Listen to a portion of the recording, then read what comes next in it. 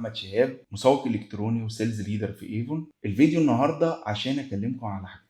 انا كنت فاكر ان العمل الحر صعب ومحتاج خبره كبيره، لحد ما لقيت ايفون. وليه ايفون؟ لان ايفون قدمت لي حاجه. الحاجه الاولانيه هي فرصه ابيع المنتجات بتاعه ايفون من غير ما اشتريها. بعرض الكتالوج على معارفي واصحابي او بعرضه على السوشيال ميديا، بيكون ليا عموله على المنتجات على حسب الاوردر اللي بعمله. والحاجه التانيه اللي دعمتني بده هي التدريبات التجميليه والبيعيه والتدريبات التسويقيه اللي ايفون بتديها لك مجانا كتدريب. انا حرفيا بدات من الصفر. بدأت من 2009، بدأت من غير خبرة، كنت شغال في مكان تاني. اتعلمت في ايفون ازاي اسوق، ازاي ابيع المنتجات، واتعلمت اكتر عن الكوزماتكس والتجميل.